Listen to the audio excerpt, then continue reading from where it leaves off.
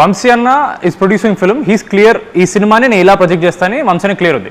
But as a writer director మనకి ఎప్పుడు ఒక రైటర్ డైరెక్టర్ అరే కథ లేదు అంటే లోపల ఆబ్వియస్లీ నేను ఇంత రాశాను కదా అని ఫీలింగ్ ఉంటుంది. మీ పాయింట్ ఆఫ్ వ్యూ ఏంటి? ఇప్పుడు సినిమాలో కథ రాసావా, కామెడీ రాసావా, కథ రాసావా? కామెడీ అంటే ఇప్పుడు అన్న చెప్పినట్టు అదే అన్న, మన క్రికెట్ ఆడడానికి గ్రౌండ్ కావాలంతే, ఆ గ్రౌండే స్టోరీ.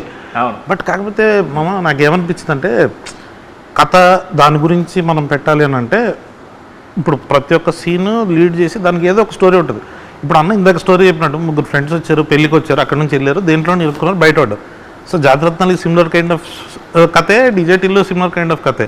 కాకపోతే మన దాంట్లో యూనిక్నెస్ ఏంటంటే బెస్ట్ ఫ్రెండ్స్, వాళ్ళ ఫ్రెండ్స్ గుర్తొస్తారు, అరే ఏంద్రా ఇల్లు ఇంత చిల్లర నా కొడుకులు అని చెప్పి వాళ్ళు కాసేపు నవ్వుకోవాలి, ఎంజాయ్ చేయాలి. ఇప్పుడు చిల్లర నా కొడుకులు అన్నాడు కదా, నేను అంటే బాగుండదేమో అని నేను ఆగాను. కానీ అంటే ఒక 3 చిల్లర ఎదవలు చేసే, అంటే ఇప్పుడు బేసిక్గా ఎవరిలో అయినా చిల్లర ఎదవ ఉంటాడు.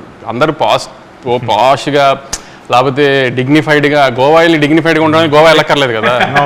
ఇప్పుడు గోవానో బ్యాంకాక్ వెళ్ళి డిగ్నిఫైడ్గా ఉన్నాం అంటే వినటానికి కూడా అసహ్యంగా ఉంటుంది, చెప్పిన వాళ్ళు కూడా నమ్మరు. సో ఆ సెన్స్లో వాళ్ళు చేసిన ఫన్ చూడటానికి రావాలంతే.